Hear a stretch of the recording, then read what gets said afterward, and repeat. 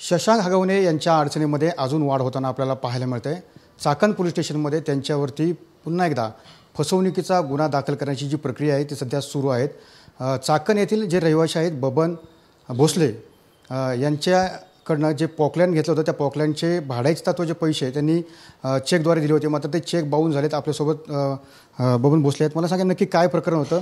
शशांक हगवणे यांच्याकडनं कशा प्रकारे तुमची फसवणूक झाली? सर, मी कोथरूडला त्यांनी एक काम घेतलं होतं आणि त्याच्याबद्दल त्यांनी मला लक्ष्मीताराई अर्थमोर्स नावाने एक परचेस ऑर्डर वर्क ऑर्डर दिली आणि मी ती त्याच्यानुसार तिथं काम चालू केलं आणि काम चालू केल्यावर त्यांनी मला पेमेंट 27 जून 2022ला मी ते काम चालू केलं होतं आणि त्याच्यानंतर पोकलॅन होतं माझं, ते पोकलॅन ब्रेकिंगचं काम करत होतं, रॉक ब्रेकर, आणि मी अनेक वेळा पैसे मागितले, त्यांनी काही पैसे दिले नाही। नंतर एक 3 लाखाचा चेक दिला मला फेडरल बँकेचा, तो 15/2/2022ला तो भरला।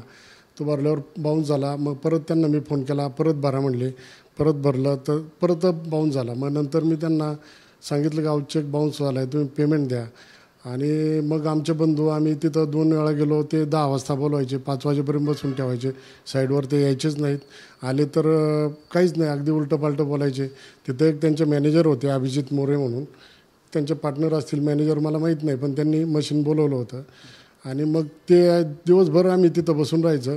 ते कधीतरी यायचे या फोर्ड गाडीतून, आत्ता जी ती हगवणे याच्यात दिसतंय मला वैष्णव हगवणे प्रकरणात, ती फोर्ड गाडी 3000 नंबरची, त्या गाडीतून यायचे, 2 मिनटं पण आमच्याशी बोलायचे नाही, निघून जायचे आणि बघतो देतो असं उत्तर द्यायची।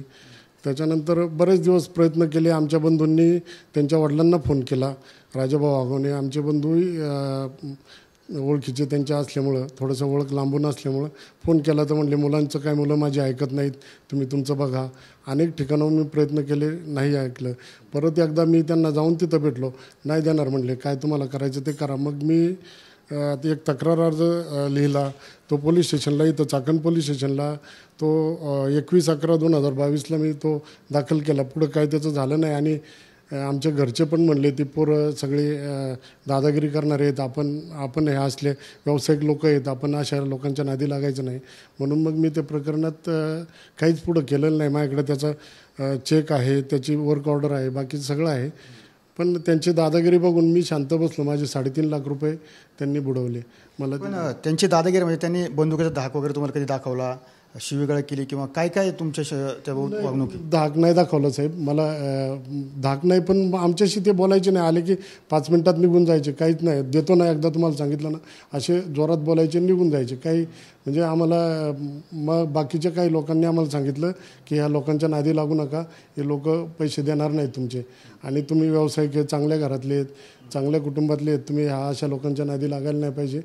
आणि मग आमच्या बंधूंनी काही राजकीय पद्धतीने पण त्यांना सांगायचा प्रयत्न केला, राजकीय लोकांनी पण त्यांना फोन केला, तर ते एकदा तर मला म्हणले तुम्ही काय खेडचे असाल तर दिलीप मोहिते पण आमचे फार जवळचे संबंध आहेत, तुम्हाला हे करू ते करू। मग मी परत त्यांच्या नादी नाही लागलो। आत्ता जेव्हा हे प्रकरण बाहेर आल्यावर मी म्हणलं अरे खूप लोकांना यांनी त्रास दिला आहे, कुटुंबातही सगळ्यांना। आता वैष्णवीचं आम्ही पाहतोय अख्खा महाराष्ट्राला, देशाला ते सगळं पाहायला मिळालं की हे किती लोक वाईट पद्धतीचं काम करतात, लोकांचं लूटमार करतात, दादागिरी करतात, आणि म्हणून मग मी म्हटलं की आपण पण एक केस दाखल करावी, माझ्याकडे सगळे पुरावे आहेत त्या संदर्भात।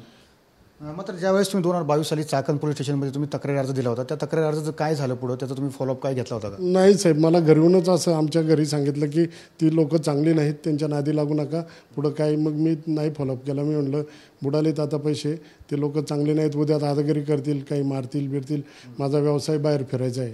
मग मी म्हणलं याच्यात आता आपण नाही पुढं जायचं, म्हणून मी शांत बसलो। आता पुढं काय तुमची काय भूमिका असणार पुढं? आता तुम्ही चाकण पोलीस स्टेशनमध्ये गुन्हा तक्रार देण्यासाठी यांना साहेब शिक्षा व्हायला पाहिजे। यांनी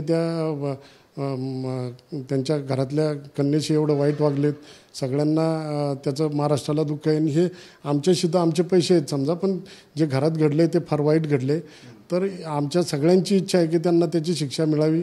लोकांना फसवलं, अजून खूप लोकांचं साहेब त्यांनी असं केलेलं आहे, आणि अशा लोकांना शिक्षा मिळणं गरजेचं आहे। आपण शांत बसलो कारण भीती वाटते, बाहेर यांची दादागिरी असते, हे मारामाऱ्या करतात, त्याच्यामुळं आम्ही त्याच्यावर काही कारवाई केली नव्हती. पण आता मला वाटलं की आता हे सगळं माझ्याकडं वर्क ऑर्डर आहे, त्याची परचेस ऑर्डर आणि 3 लाखाचा चेक आहे. 3.5 लाखापैकी 3 लाखाचा त्यांनी चेक दिला होता, ते सगळं आहे. त्याचे बाउन्स झालेले सगळे आहेत माझ्याकडं त्याचे डॉक्युमेंट. तर नक्की ज्या पद्धतीने पाहिलं की कुठेतरी जे हगवणे कुटुंब आहे, शशांक हगवणे असतील, यांच्यावरती कुठेतरी कारवाई व्हावी अशीच भूमिका या ठिकाणी व्यक्त केलेली आपल्याला पाहायला मिळत आहे. त्यावर नागेश सह मी सुनील देगडे, TV9 मराठी, चाकण, पुणे.